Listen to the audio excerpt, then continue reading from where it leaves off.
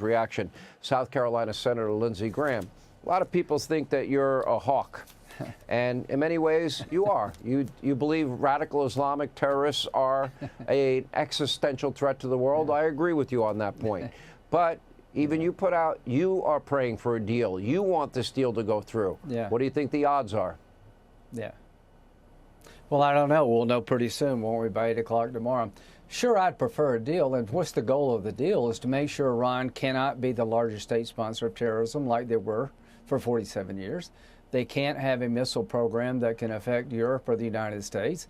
And they forever will be denied a nuclear weapons capability. The Strait of Hormuz not only has to be open, it can never be controlled again by Iran. All the 60% uranium has to be taken out of Iran. There can't be 1 ounce of this 60% grade uranium left in Iran. That would be a bad outcome. They can make a dirty bomb or one day enrich to 90%. So my goal is to get it right. I'd prefer diplomacy, but if we have to use military force, we're going to do it. The one thing Trump has tried to do is get it right. Everybody else talked about it, but nobody did a damn thing.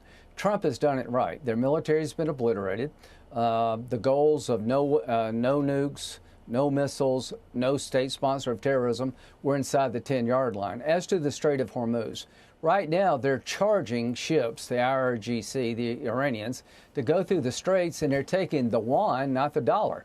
One threat of this whole debacle is if we start allowing the Chinese currency to be traded in oil, that will hurt the dollar. In 1974, every barrel of oil sold and traded in the world is traded in dollars. Now, what are the Iranians trying to do? They're trying to change the currency from a dollar to a Chinese yuan, and that's an attack on the dollar. And that needs to end, too. So I'm very optimistic that President Trump's going to bring this regime to an end one way or the other. I prefer diplomacy. But this time tomorrow night, they're either going to do a deal that makes sense for the world and the region and for Iran itself, or we're going to blow them up.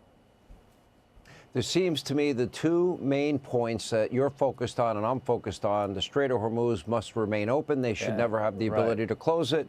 Sure. And as it relates to the 60% enriched uranium, which I believe was the predicate for the president to go in, when those negotiations with Jared Kushner and Steve Witkoff, our Middle East envoy, failed because they thought it was their inalienable right to have nuclear weapons. Okay. Now, this is not our first rodeo with taking enriched uranium. We did the same thing to Libya. So this would not be unprecedented. And I do believe that if they agree to those two major points, I believe everything else can be worked out. Is that about right? Yeah, I think that's about right. What happened in Libya is that Bush 43 told Gaddafi, you know, we want you to dismantle your nuclear program. And he convinced Gaddafi to let America go in and take the centrifuges out, remove the uranium in Libya. That's the model I want here. We know they have about 900 pounds of 60% enriched uranium. That's a big dirty bomb. That's enough to make 8 or 10 nuclear bombs if you get to 90%. There is no commercial purpose for 60% enriched uranium. We need to get our hands on that. They need to give it to us, or we need to take it. As to the Strait of Hormuz, when this is over, if they have the ability to control the straits in the future, I think the world will have failed, and I don't think Trump's going to let that happen.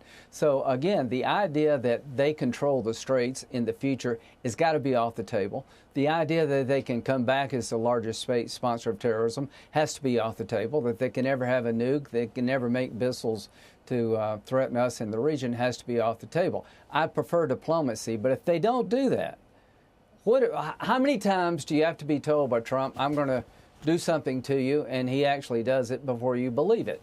So this is a defining moment in the history of the Mideast. This is a defining moment for the president. We can't slip this again. Now, the fourth and fifth string, you're not on the team unless you're a nut job. I don't care what string you're playing on. You're not in a leadership role in Iran unless you buy into the radical ideology.